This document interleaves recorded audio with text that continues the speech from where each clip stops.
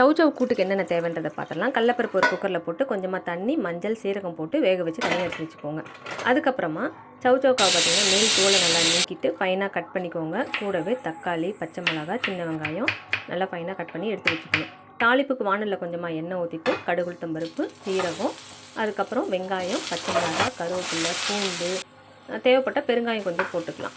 இதெல்லாம் போட்டுட்டு நல்லா வதக்கிக்கணும். இது கூடவே கொஞ்சமாக தக்காளி பிழிஞ்சு போட்டுட்டு கொஞ்சமாக உப்பு, மஞ்சள் நம்ம பருப்புலேயே போட்டோம், அதனால் இதில் தேவையில்லை. இது நல்லா வதக்கிக்கோங்க. நல்லா வதங்கினதுக்கப்புறமா வேக வச்ச பருப்பில் இதை போட்டு ஒரு 2-3 விசில் விட்டுக்கோங்க. இறக்குற சமயத்தில் பார்த்திங்கன்னா தேங்காயும் சோம்பும் போட்டு நல்லா கரன்னு அரைச்சி போட்டுட்டு நல்லா கிளறி எடுத்திங்க அப்படின்னா டேஸ்ட்டான கூட்டு ரெடி ஆயிடும். இது சாப்பாட்டுக்கு, தோசை, சப்பாத்தி எதுக்கு வேணாலும் சாப்பிட்டுக்கலாம். நீங்களும் ட்ரை பண்ணி பாருங்கள். காரம் நல்லா சுருக்குன்னு வேணுன்னா 2 வரமிளகாய் கிள்ளி போட்டுக்கோங்க. ரொம்பவே டேஸ்ட்டாக இருக்கும். நீங்களும் இதே போல் ட்ரை பண்ணி பாருங்கள்.